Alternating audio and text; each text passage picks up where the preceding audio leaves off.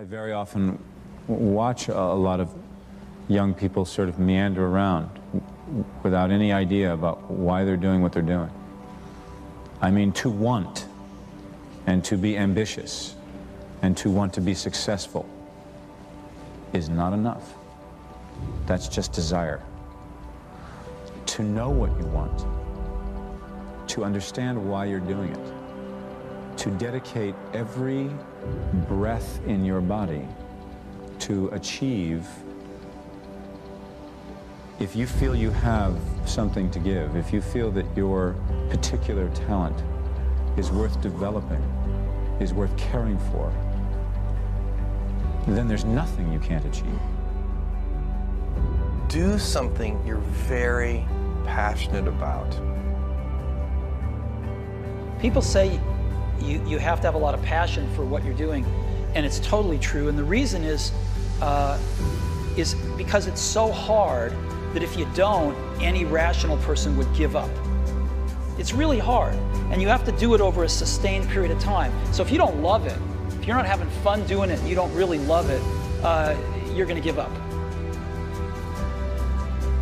So how do you start a business with no money under the worst conditions that your backer doesn't want to give you a dime?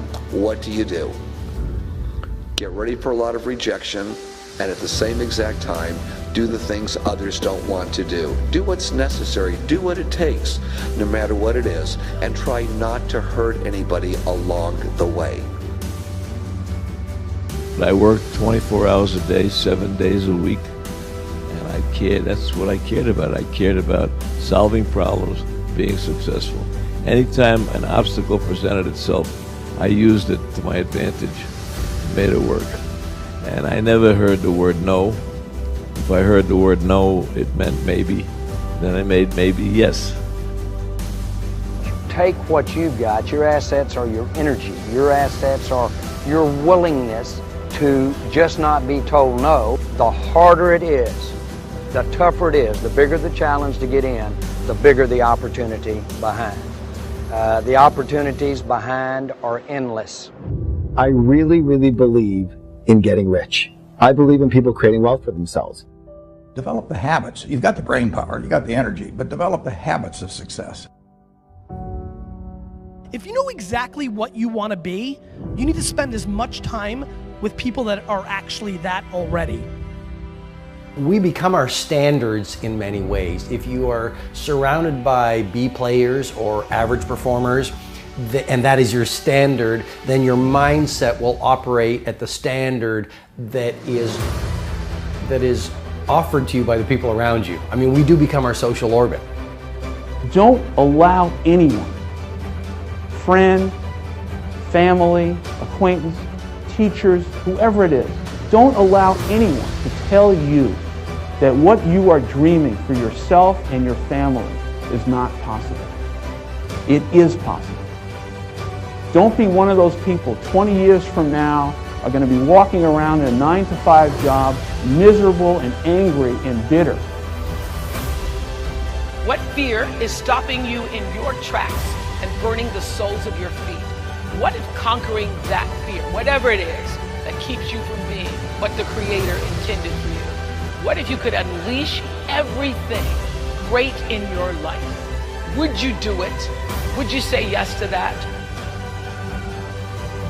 You will receive from the world who you become. But the doorway to success, I suggest to you, swings inward, not outward. And the best way to have a game-changing life, and the best way to have a world-class lifestyle, and the best way to change the world is to change yourself.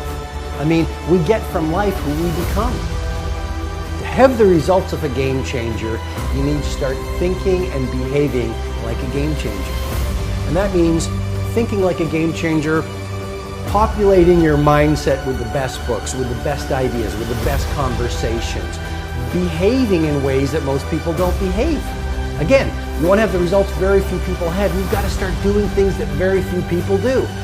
Turn off the television, delete the naysayers, stop gossiping and start producing, eat better food, run longer runs, shift from a focus on what's not working to a focus on what's working.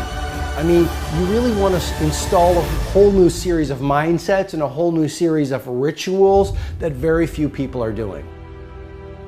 In the end, luck plays a very important part in how successful you are, but the harder you work and the longer you work, the luckier you're going to be. I've always thought that each person invented himself for whatever reasons, through whatever circumstance, through whatever he has gone through, that we are each a figment of our own imagination.